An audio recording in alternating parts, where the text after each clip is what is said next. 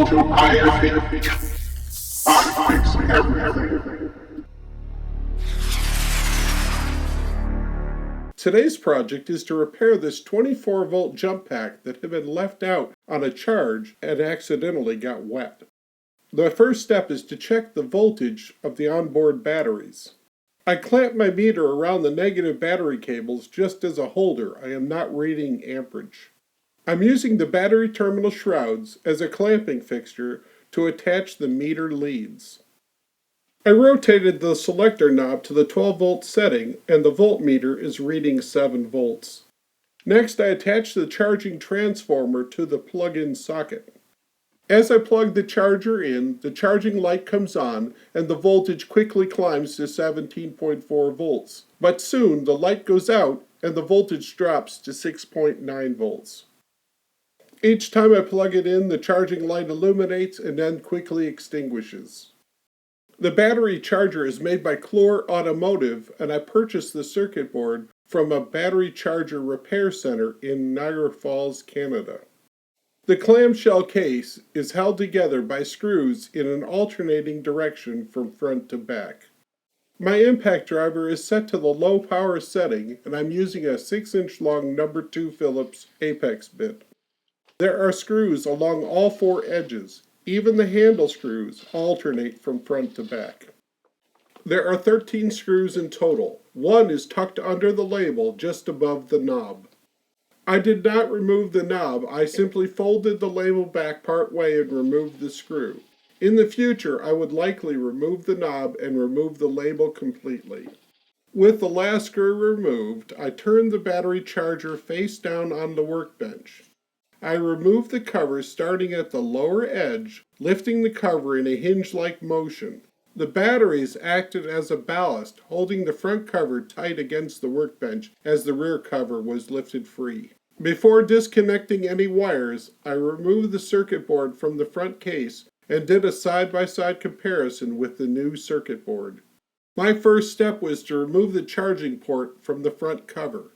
The ring nut did not seem to match any of the sockets I had available, so I used a small pair of needle nose pliers. Next, I removed the plastic button cover on the status switch with a small flat blade screwdriver. The ring nut on the status switch is not the same size as that of the charging port, and I was able to use a nut driver to remove the switch. I released the locking tongue of the cable ties with a hook scribe from the back side. Now I'm able to reuse them. Instead of disconnecting the old board completely, I hung it down behind the batteries and began installing the new board into the front cover. I reversed my procedures. I first installed the battery status switch with the nut driver, followed by the charging port. With a 1/4-inch ratchet and caution, I removed the positive ring terminals from the rear-facing battery. Pay attention to the handle swing of the ratchet to ensure it doesn't make contact with the terminals on the selector switch.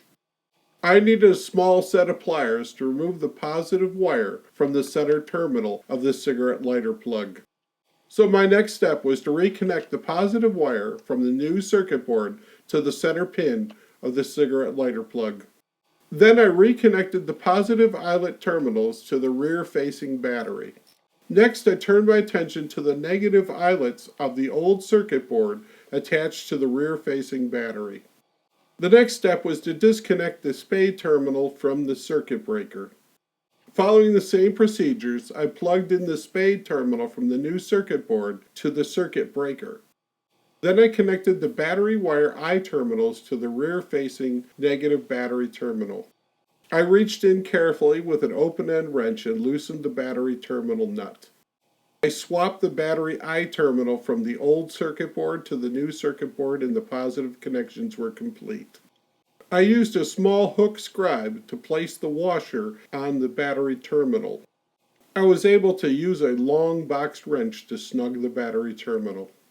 I had just one final battery wire to swap. I gathered the wires carefully and reinstalled the original cable ties. I reinstalled the knob and tightened the center screw by hand. I plugged in the charger and did a test prior to installing the back cover. I reinstalled the styrofoam packing that had slipped out of place during the installation of the circuit board.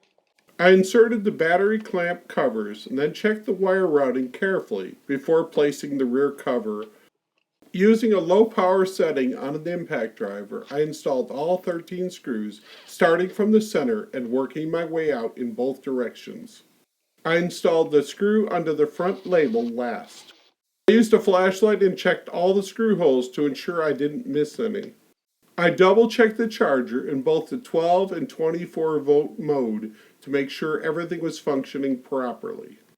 I cleaned the adhesive off the label and the front cover with alcohol. Then I re-glued the label in place with Scotch adhesive dot roller. It did an outstanding job. The label looks just like it's never been removed. Thank you for watching. I hope you learned something along the way. If you did, please like and share. And remember, subscribers are always welcome.